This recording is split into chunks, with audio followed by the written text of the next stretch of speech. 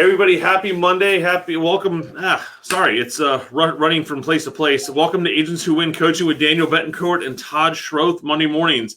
We are excited to be here. It is May. We are ready to crush this month. We've got some great ideas for you, great tips and tricks. And Daniel, let's bring the heat. Yes, good morning, everybody. Happy Monday. Happy Monday, Todd. Today we're going to be talking about videos that us as agents, we all should be doing. So first and foremost, we should all be doing video. If you're not doing video, what are you waiting for? A lot of agents are afraid to do video because they're afraid of how they look on camera. Customers are going to see you anyway, so you're going to have to get over that. And it's really what you need to excel your business in today's market.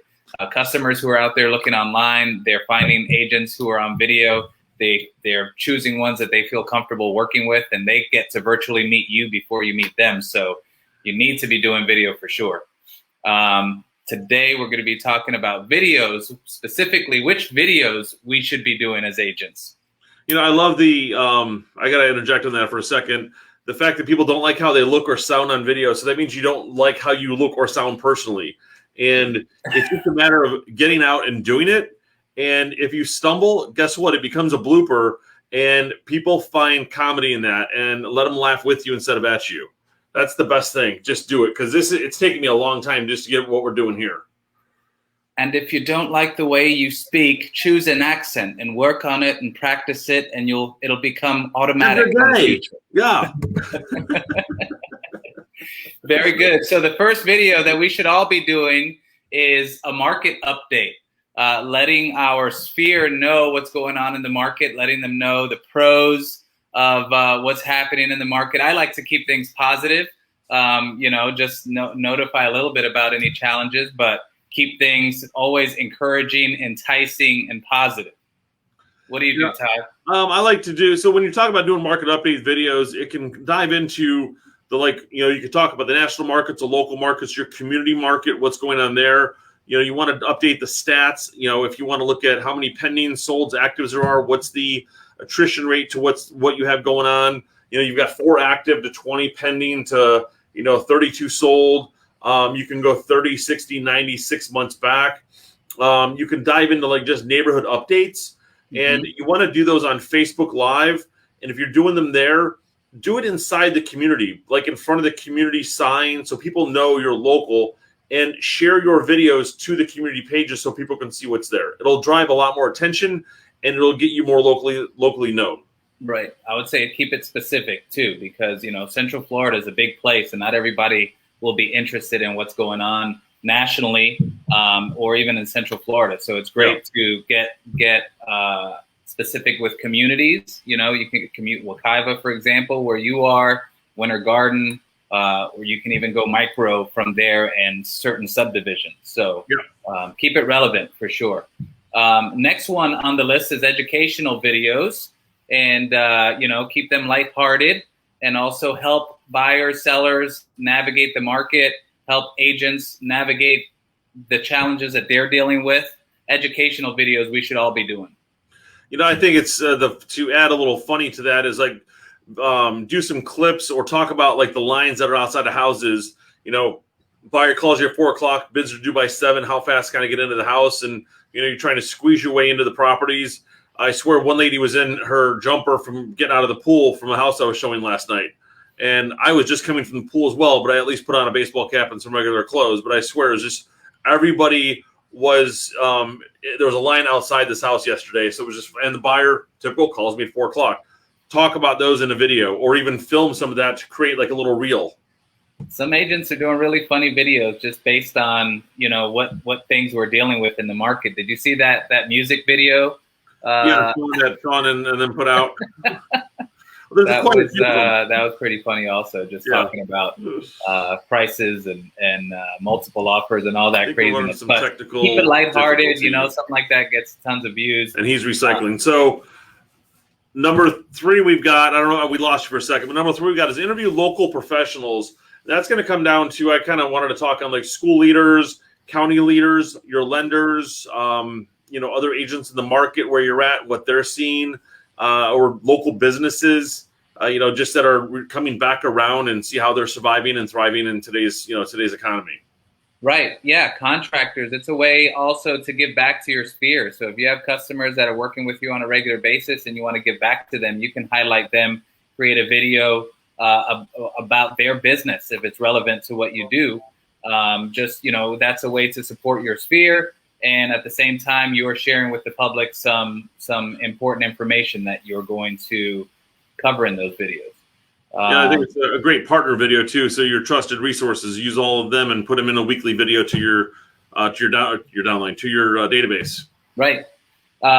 Event invite videos. So you probably do a ton of these, but create videos, create events, have events. That's one way to keep your sphere working with you on a regular basis, and also adding people to your sphere and your just your sphere of influence, showing the culture that your team has and what you promote out there. All of our events, we usually have a professional videographer there to highlight the 3 hours and break it down into a 3-minute reel when it's done to send out as a thank you to everybody.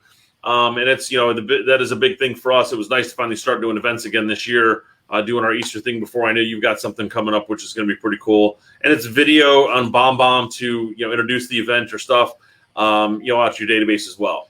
One more reason just to connect with your sphere of influence. Yeah. Next one is community videos highlighting community events, community points of interest.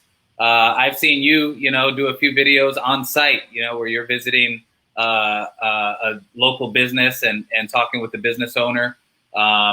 Those are great, but people who are new to the area, they really rely on those videos and they're evergreen. They stay on YouTube and they just keep working for you. When we were on the boat a few weeks ago, you did a video out on the water about just the market or waterfront. And I think one of the things you made was, hey, if you have questions about pretty much every boat ramp from Daytona to St. Pete, let me know. I've got every location because I probably used them. So right. Just like highlighting certain things about, a topic that you have. Right, which leads us to number 6, which is personal interest videos. So we're not just like these business robots and these business machines. Customers really relate to what our real personality is. Our personality as realtors, it's a lifestyle, but we should have some other dimensions to our personality. So to spin off of what Todd just said, I love boating. So I've done several videos out there while on the boat. I've done videos about my boat and about boating and different things. And, so it's really important. Other people are into gardening. Whatever your hobby is, do some personal interest videos with that. I see Todd does a lot of videos with his son's baseball team. So people can connect with that. We're family oriented. We like boating. We love our families. Yeah, just talk about the things you have going on. I mean, if like I wrote when we were writing the topics out, I put down local boat ramps, which you talked about, the baseball parks, just like that's our interest. The volleyball that what my daughter's doing, new wineries that are opening, or a brewery that just came to town. Mm-hmm. Those are just simple things you can kind of highlight on. That's a cool one. We should do a weekly video on the breweries, local breweries. That'd be perfect. Brilliant. Yes, good thing for the show. We got an idea now. Fridays at 12. And create a weekly video series like the one that we're on right now. Weekly video series. You have to be systematic. It's too easy to make a video and then procrastinate. You forget about it. I'll do it next week. I'll do it tomorrow. It's too cloudy. It's whatever. Just commit to a certain day of the week and a certain time and just meet that commitment. It's not always going to be perfect, but the fact that you're doing it systematically, you're going to keep getting better at it, and it's going to be reliable content, and it's going to get you in the frame of mind to time block these things that should be a priority to any realtor. I mean, we're doing this weekly series, and this is literally 10:30 every Monday. We have this going on. My Friday show at 11. It is every Friday. We do take a random break, but it's we're very consistent with doing these, and that's what you got to do so people get to recognize that you create a following and really push yourself out there. And keep them short and sweet. This is between 10 and 20 minutes, depending on the topics we have. My Fridays between half an hour to an hour, depending on the guest speaker that we have going on. And you want to keep the audience engaged and have the market out there. Yeah. So those are the top 7. Do you have any more that you want to add to that? I think we got it. We'll do another top 7 next week maybe, but I think these are a good highlight to work off of for what we got here. I wanted to touch on some of the bonus question or two. I don't know if you got any over the last week. Let's see. We had one that was how someone was asking how to address a seller if the square footage on the house doesn't match what public records indicates. That's a great one. So my thought on that would be, was it permitted? Was it a back porch enclosure? Because there was 2 of them this weekend that we were looking at that both had back porch enclosures. One looked like it was all vinyl windows all the way around, and they were calling it heated square footage. Right. And the second one was actually professionally done, added on.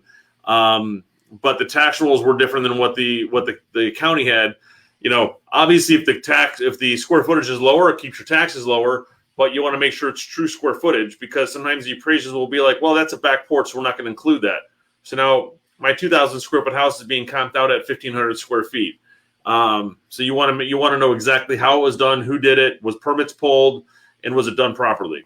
Right. And the MLS, our MLS anyway, has a spot on there like, where did you get your information from, right? So it'll say from an appraisal. I've had appraisal square footage not match what public records say. I've seen floor plans from the builder square footage not match what public records say. So there is often a discrepancy between square footage. So MLS allows you to disclose where you got your information from. And I think one of the options is seller provided, isn't it? Yeah, owner provided. It's funny because I had one where the owner, or we got the square footage, and the appraisal came back, I don't know, it was off by like 100 square feet or something. Right. And the buyer was challenging it. And then had the appraiser go back out, and he measured the same wall 3 different times, 3 different measurements. And I'm like, and it finally became a 50 square foot difference. And this buyer was still complaining that he was paying $2,200, for a 2,200 square foot house, and he's only buying a 2,150 square foot house. Like, can I show you the history of all these listings that show they're different? So go ahead. What I've seen them measure is just the exterior also, just the corner to corner.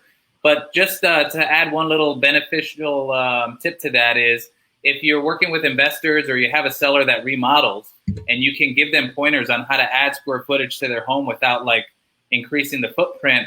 I helped a seller last year with a flip who the laundry area was in the garage, but it was total, way large enough where he could enclose it into interior square footage. And that would have given him an extra about 120 square feet.